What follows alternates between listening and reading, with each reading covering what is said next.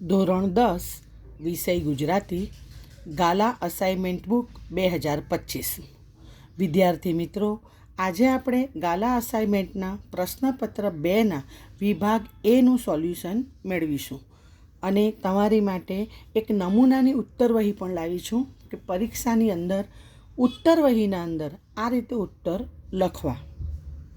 ચાલો ત્યારે બિસ્મિલ્લાહ બોલીએ. પહેલા નંબર પર છે વિભાગ એ ગદ્ય વિભાગ, જે 20 માર્કનો રહેશે, જેમાં નીચેના જોડકા યોગ્ય રીતે જોડીને ફરીથી લખો. આ 4 માર્ક્સનું પૂછાશે જોડકા, જેમાં ગદ્ય કૃતિ અને સાહિત્ય પ્રકાર. તો નંબર 1 ભૂખથી ભૂંડી ભીખ, તો આવશે ક નવલકથા ખંડ. ગતિભંગ લઘુકથા એટલે ઈ લઘુકથા. જન્મોત્સવ નવલિકા નવલિકા. અને વાયરલ ઇન્ફેક્શન નિબંધ નિબંધ. દોસ્તો, હવે એને આપણે ઉત્તરવહીમાં લખવાનું કઈ રીતે છે? તો સપ્લિમેન્ટરીના અંદર સર્વપ્રથમ તો આપણે વિભાગ એ ગદ્ય વિભાગ, પ્રશ્ન 1 જોડકા જોડો 4 માર્ક.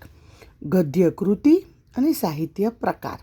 નંબર 1 પર ભૂખથી ભૂંડી ભીખ, આપણે ગાલા અસાઇનમેન્ટમાં જે પ્રમાણે સોલ્યુશન કર્યું એ પ્રમાણે જ ક નવલકથા ખંડ. એટલે અહીંયા આપણી આ સિરીઝ પણ સચવાવી જોઈએ. જે ખરો જવાબ છે એના આગળ જે કંઈ પણ બ ક ડ આપ્યું છે એ આપણે અહીંયા લખવાનું છે. એટલે એક જ હરોળમાં એક જ લાઈનમાં જવાબ આવી જવો જોઈએ કે 2 ગતિભંગ ઈ લઘુકથા. એ જ પ્રમાણે ત્રીજું જન્મોત્સવ નવલિકા અને ચોથું વાયરલ ઇન્ફેક્શન નિબંધ. ખ્યાલ આવે છે? આપણે આ જ પ્રમાણે ઉત્તરો લખવાના છે. જોઈ લો, છે ને આ પ્રમાણે? ઓકે, હવે આગળ વધીએ આપણે.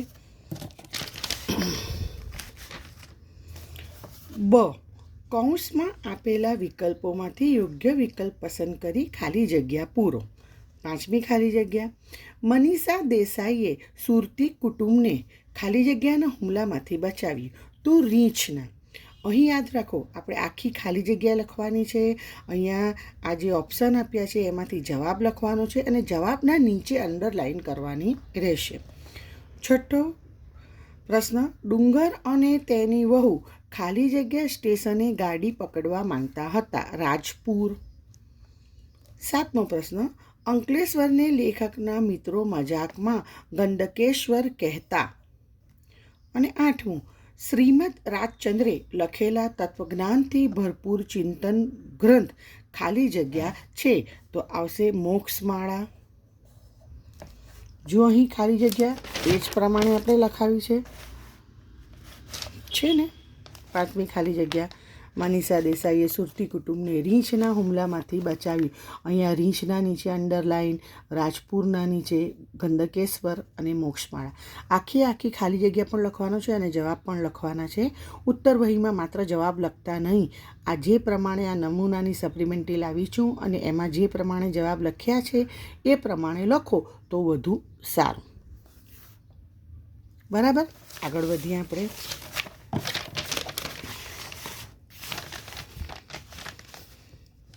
પ્રશ્ન ક, નીચે આપેલ પ્રશ્નોના એક વાક્યમાં ઉત્તર લખો. 9મો પ્રશ્ન, માતાયાન કયા ઘાટ પર આવેલું હતું? અને 10મું, આંબા પટેલને એમના મામાએ કઈ બાબતની ભલામણ કરી મનનો ભાર હળવો કર્યો?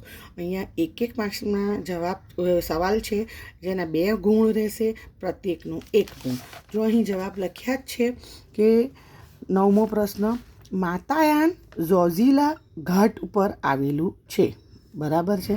અને 10મો પ્રશ્ન, મામાએ પોતાની જુવાન દીકરીના સંબંધના બારામાં ભાણેજને ભલામણ કરી મનનો ભાર હળવો કર્યો. ખ્યાલ આવે છે? કયા ઘાટ પર? તો ઝોઝીલા ઘાટ પર.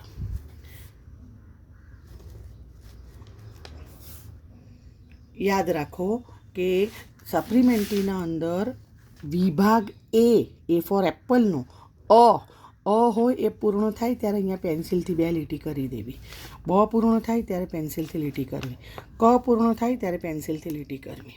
આ છેલ્લી 10 મિનિટના અંદર પેન્સિલનું વર્ક કરવાનું છે. ઓકે, આગળ વધીએ. આગળ છે ડ પ્રશ્ન, ડ વિભાગ, કે નીચે આપેલ પ્રશ્નોના 3-4 વાક્યમાં ઉત્તર લખો, ગમે તે 2.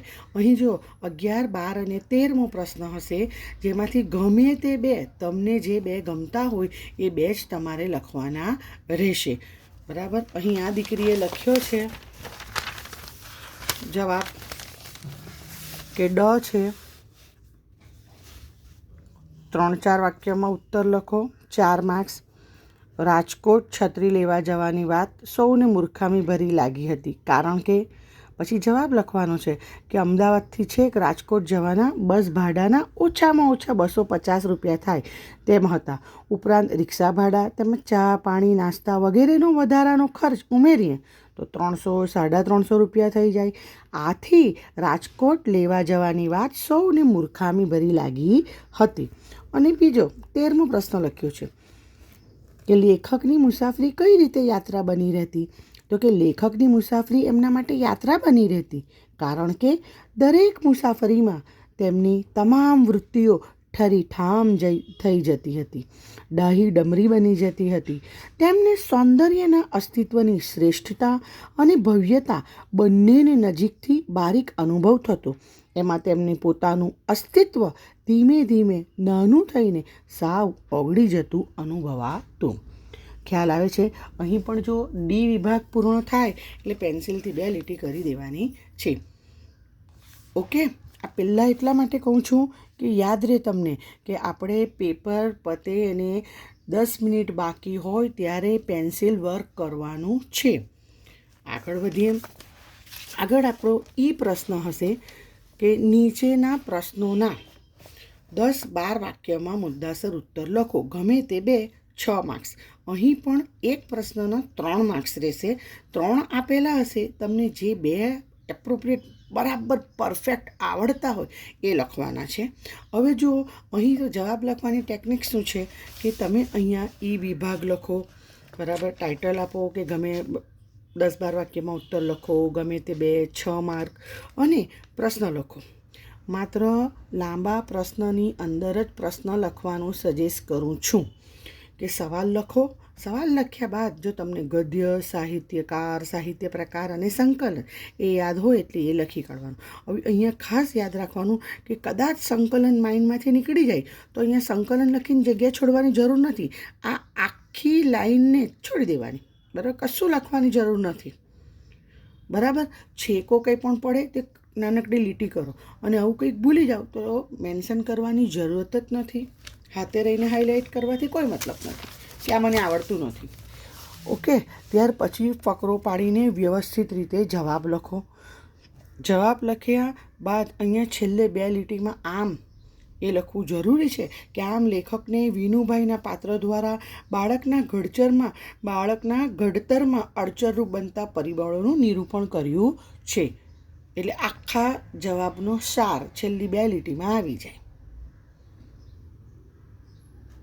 ખ્યાલ આવે છે જવાબની અંદર? બીજો સવાલ છે ધેલ ગોડીની વફાદારી અને ખાનદાની વિગતે વર્ણવો. એમાં પણ જુઓ, સવાલ લખ્યો છે ગદ્ય, સાહિત્યકાર, સાહિત્ય પ્રકાર અને સંકલન. બરાબર.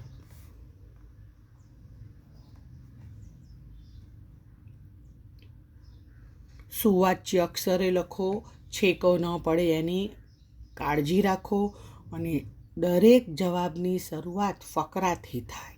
ફકરો પાડવાનો ભૂલવાનું નહીં, પણ એટલો પણ ફકરો મોટો નહીં પાડવાનો કે આખી લીટી ખાઈ જાઓ.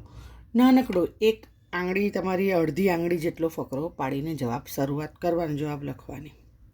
આગળ વધીએ.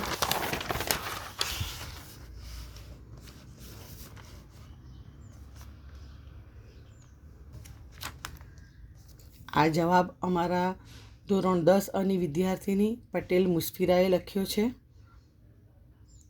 એ આખી ઉત્તરવહી આ દીકરીએ લખી છે. આશા રાખું છું કે મારા દ્વારા અપાયેલી આ સમજૂતી તમને ગમી હશે. નવા વિડીયો સાથે જલ્દી જ મળશું. કોઈ પણ ક્વેરી હોય તો મને કમેન્ટ બોક્સમાં લખીને જણાવો.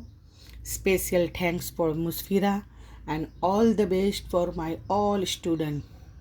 બાય.